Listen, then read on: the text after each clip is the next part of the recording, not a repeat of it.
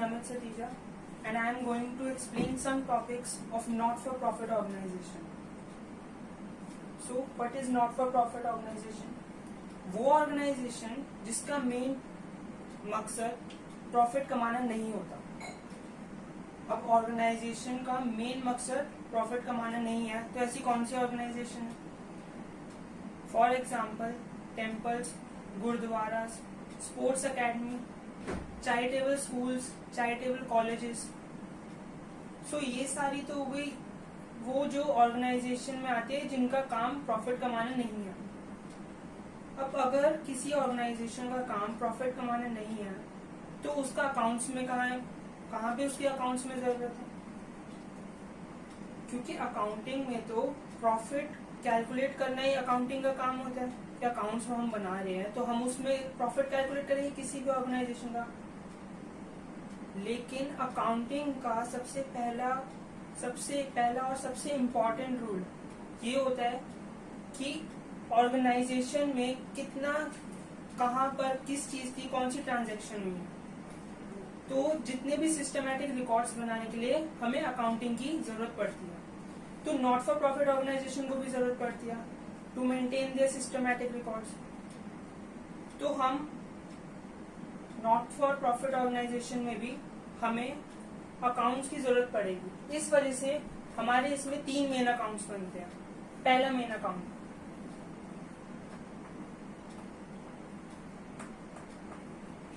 Receipts and payment account.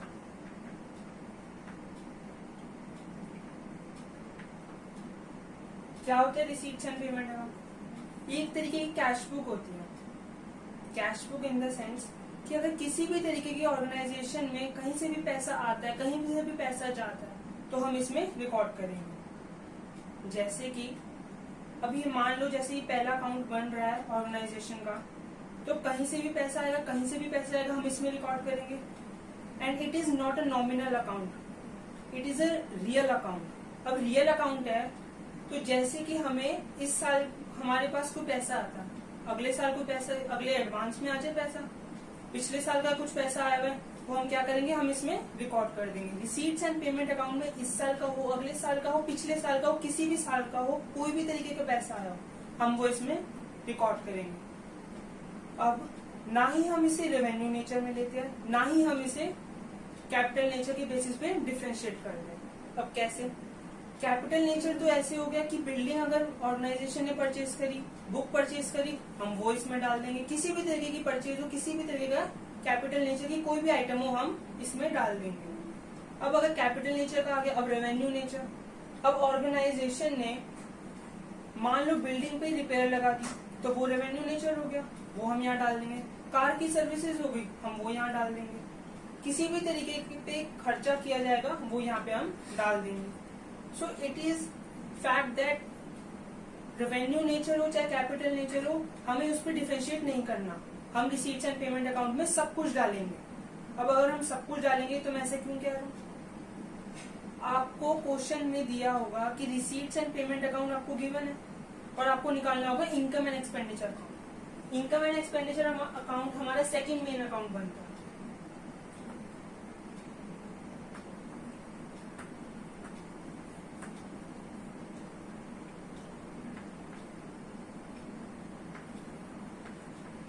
Income and expenditure account. तो ये account purely nominal account है. अगर ये नॉमिनल अकाउंट है तो इस पे 2 रूल अप्लाई होते हैं. पहला rule, item should be of current year only. सिर्फ और सिर्फ वही आइटम्स आएगी जो करंट ईयर की होगी. आपको अगर रिसीट्स एंड पेमेंट में आइटम्स गिवन है और उसमें सारी की सारी, चाहे इस साल की हो, पिछले साल की हो, अगले साल की सारी दी होगी, तो हमें कौन सी निकालनी है? सिर्फ और सिर्फ इस साल की. रिसीट्स एंड पेमेंट अकाउंट में सारी आइटम्स होती है. अब सब्सक्रिप्शन, पुरानी सब्सक्रिप्शन हो, एडवांस में सब्सक्रिप्शन हो और इस साल की भी दी हुई हो, हमें ना पुरानी वाली नहीं लेनी है, ना ही हमें आने वाले साल की लेनी है.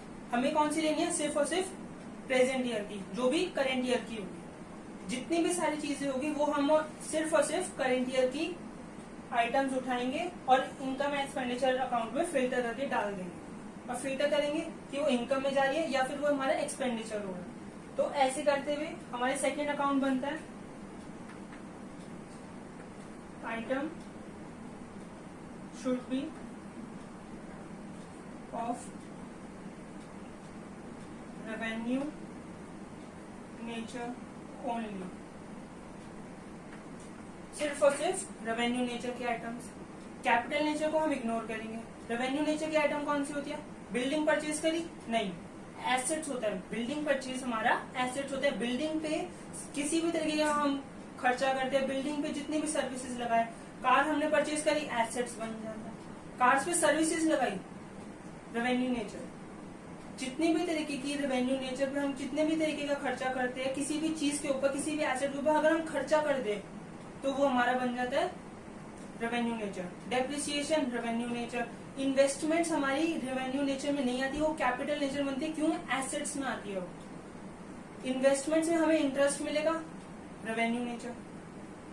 सो सिर्फ और सिर्फ रेवेन्यू नेचर और करेंट ईयर की आइटम्स हम इनकम एंड एक्सपेंडिचर अकाउंट में, रिसीट्स एंड पेमेंट अकाउंट में से फिल्टर करके डालेंगे कि कौन सी इनकम एक्सपेंडिचर में आ रही है और इनकम में आ रही है और कौन सी एक्सपेंडिचर अकाउंट में। अब इनकम अकाउंट और एक्सपेंडिचर अकाउंट कहने में तो हम यही बोलते हैं इनकम एंड एक्सपेंडिचर अकाउंट, लेकिन क्वेश्चन सॉल्व करते वक्त ये एक्सपेंडिचर एंड इनकम अकाउंट हो जाता है। एक्सपेंडिचर अकाउंट आता है डेबिट साइड पे और इनकम अकाउंट आता है क्रेडिट साइड पे। ज्यादातर बच्चे यही गलती करते हैं, income and expenditure account income को डेबिट में डाल देते हैं और एक्सपेंडिचर को क्रेडिट में। अगर हमारा इनकम आती है और हम उस पर क्या लिखेंगे? सरप्लस, और एक्सपेंडिचर आती है तो डेफिसिट। अगर हमने गलती से भी टू नेट प्रॉफिट या टू नेट लॉस जैसी टर्म्स यूज कर दी, सरप्लस और डेफिसिट बनाते वक्त, करते वक्त अकाउंट के अंदर हमने ये लिख दिया to net profit, to net loss, question का मतलब ही डीमीन हो जाए। क्यों? क्योंकि प्रॉफिट कमाना ऑर्गेनाइजेशन का काम नहीं है। तो दो बातों का खास ख्याल रखना, इनकम को बनाते वक्त क्रेडिट साइड पर डालनी है और एक्सपेंडिचर डेबिट साइड पे। इनकम के अंडर आएगी सरप्लस और एक्सपेंडिचर अकाउंट में आएगा डेफिसिट। तो हमारा थर्ड मेन अकाउंट अब बनता है balance sheet.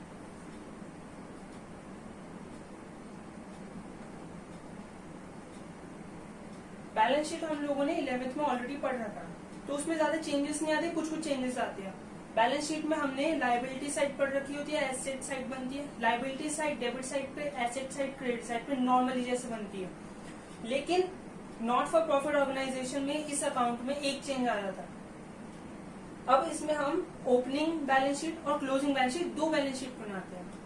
Opening balance sheet में आएगा सारी की सारी वो आइटम जो भी हमने किसी भी तरीके की परचेज कर रखी हो या किसी भी तरीके की लाइबिलिटी हो, एसेट्स और लाइबिलिटी, सिर्फ और सिर्फ एसेट्स और सिर्फ liabilities, receipts and payment account में कुछ भी दिया हो। शुरुआत के साल में, साल के शुरुआत में हमने किसी भी तरीके की परचेज कर रखी हो एसेट्स में या लाइबिलिटीज हम पे चढ़ी हुई हो, तो वो हम ओपनिंग बैलेंस शीट में पुट कर देंगे। अब ओपनिंग बैलेंस शीट में पुट कर देंगे तो क्लोजिंग बैलेंस शीट रहेगा। क्लोजिंग बैलेंस शीट सेकेंड दूसरी तरीके में बनता है closing balance sheet. Closing balance sheet में सबसे पहले यही करेंगे, जो भी चीजें एंड में साल तक खरीदते हुए आए हम, किसी भी तरीके का एसेट्स हो, किसी भी तरीके की लाइबिलिटीज हो, वो हम क्लोजिंग बैलेंस शीट में भर देंगे। इसका मेन मकसद सिर्फ कैपिटल फंड करवाना होता है और ज्यादा कुछ नहीं। So with this we have completed 3 main accounts that the non-profit organization have to make. So thank you for watching my video.